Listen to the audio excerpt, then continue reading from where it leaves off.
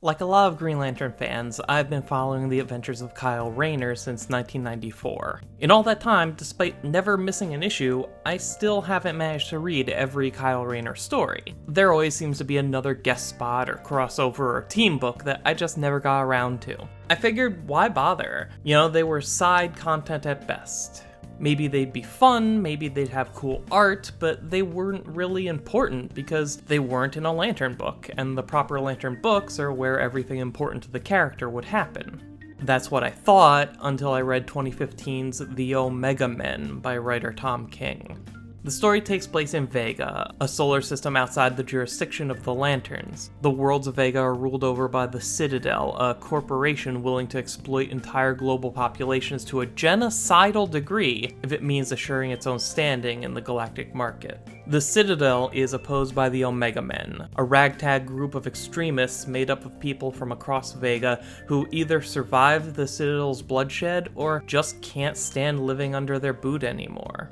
The group believes completely in the ends justifying the means, with any loss of life being acceptable as long as it helps contribute to the Citadel's eventual downfall. And then there's Kyle Rayner, the White Lantern, who decided to show up and save everyone. He agrees to check his power ring at the door and go meet with the Omega Men to negotiate a peaceful ceasefire. Everything that happens next is probably among the most pivotal and important experiences of Kyle's entire life. Because not only is he stripped of his powers and kidnapped by the Omega Men, forced to act as their accomplice, bearing witness to some of the most senseless tragedy you can imagine, but he endures it for more than a year. Time is important in this story, more important than in most superhero stories, because it means that everything Kyle is witnessing and doing and enduring isn't some event that'll pass. It's the natural state of things. It's just life in the Vega system.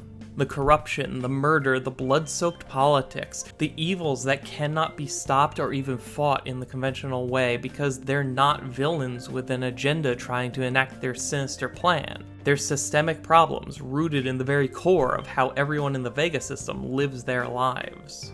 Kyle spends the bulk of this story without his ring, reinforcing the idea that he's literally powerless to enact meaningful change, and instead just has to go with the flow and do what he's told. Not that he does, mind you, he's still a Lantern after all. He resists his captors at every turn, he denounces their extremist beliefs, condemns their methods, and still advocates for a peaceful solution.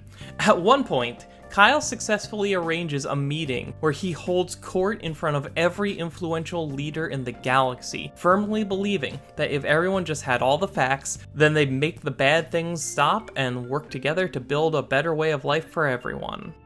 It didn't go well. Kyle's a fish out of water, not only because he's the only Earthling in this book, but also because he's trying to use classic superhero ideals to sway billions of people who just do not live their lives that way. For generations, everything about their society and their religion has been based on the idea that there can only be two extremes, only one can be right, and you had better be ready to do whatever it takes to protect what little you have. Simply talking was never going to work because a lack of information was never the problem. Vega is the way it is because everyone there either wants it to be or believes it has to be, and you can't undo a lifetime of experiences with words alone. And you're reading all this, and you're a Green Lantern fan, and you know the moment is coming. That one magical moment where Kyle is going to get his ring back, and then everything is going to change. The balance of power will shift, and Kyle will finally have the ability to enact what he's been wanting to do since the beginning. And that moment comes, and it's kind of tragic. Kyle's costume becomes a barometer for his state of mind. He came to Vega as the White Lantern, a literal white knight in shining armor come to save the day. When he suits up for the first time, after all he's seen and been through, his costume manifests as a black suit with some bits of color coursing through it, reflecting how tainted he feels from the experience. The struggle to keep his ring lit, a metaphor for the emotionally taxing war that he now finds himself fighting. It's a war of ideals, so no show of force is ever enough to end it decisively. Half a year passes once Kyle gets his ring back, and the only way he can save anyone is to fight their war their way. And by the time it's over, though he still tries his best to defuse the final conflict with words that some do listen to. Not enough listen. And the war ends with the kind of victory Kyle never wanted to achieve. And his costume remains a very telling shade of gray. Because he still wants to believe that there's a better way, that this all could have been avoided, but he was just shown for a straight calendar year that no, there wasn't. This story takes the concept of Kyle being a classic, altruistic, idealistic superhero and makes it more noticeable than in other books because, unlike with the Green Lantern Corps or the Justice League, where Kyle is surrounded by characters who share those same values, Kyle's the only person in Vega who sees the world that way. And that's fascinating, not because they can tear his values down, but rather because we can interrogate why he built them up so high in the first place. We get a wonderfully well-written scene where Kyle talks about the fact that he was the only person in the history of the Green Lantern Corps who was just handed a ring out of the blue without having to meet any requirements, and how scared he was all the time. How the death of his girlfriend Alex made him triple down on his determination to save lives, to save everyone. And to see what's been happening in Vega, to see an entire planet reduced to a mass grave, while he was off flying around in his shiny white suit playing superhero, it shakes him to the core. It makes him furious with the people who did the killing. It makes him furious with himself for not being there. It makes him furious with God for allowing it to happen. It reminds him that no matter how much power he has or how much good he does, there will always be something like this happening somewhere, whether he knows it or not. It shatters his delusion that a hero can save everyone, and in a very sobering moment, forces him to be honest with himself about his role in the universe for probably the first time. They call him the Omega Lantern in the last few issues of the story, partly because he's a lantern allied with the Omega Men, but also because he's become a man at odds with himself over how to see the world and how to really save people. The Omega Men and the Lanterns have completely incompatible ideologies, and Kyle has been put in a position where he now has to reconcile both within himself. And to his credit, he works it out pretty well. Every single character in Vega thinks in binary extremes, and carries those beliefs through to their bloodiest conclusion. But the one thing Kyle's always been able to hold on to through all of this is that coming from outside of Vega, being a hero, being the White Lantern, has shown him that people aren't pure extremes. We're not all one way or the other. We're not all black or all white. We're all gray. We're a mix. We're both at the same time.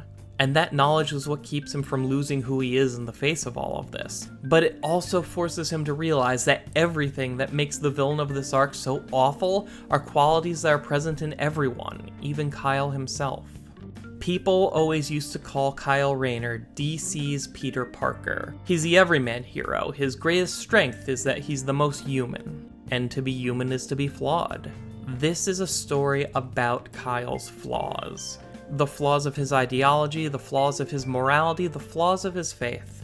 This is a story that exposes all of the cracks in the armor that he wears to protect himself. The duty of a lantern, the ideals of a hero, the symbol that stands for something so great that nobody could actually live up to it. This is a story that exposes the vulnerable person underneath, forces him to reconcile his beliefs and ideals with a universe that could not care less about them, and in doing so, truly makes Kyle Rayner human. Something I've really come to appreciate is the way Tom King takes the sheen off of superheroes.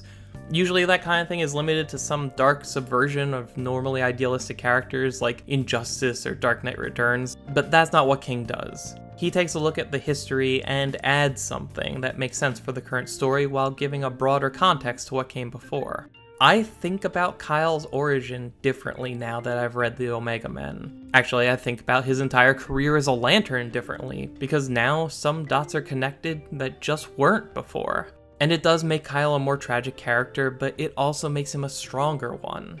Because even though the goal he's chasing, to save everyone to make up for not saving Alex, even if that's impossible, trying to achieve it has allowed him to push himself to new heights and do amazing things that otherwise would have been out of his reach. Kyle Rayner is now a character that teaches us that our faults expose our limits, and how we deal with those limits open new doors.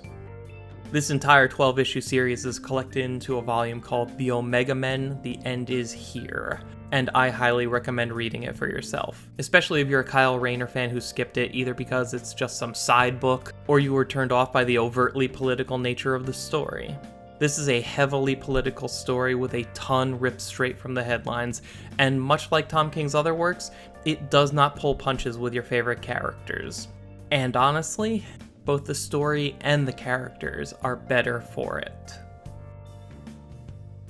Thank you for watching. You can follow Mosaic Comics on Twitter, and the script for this video is available at mosaiccomics.blogspot.com. Links in the description below.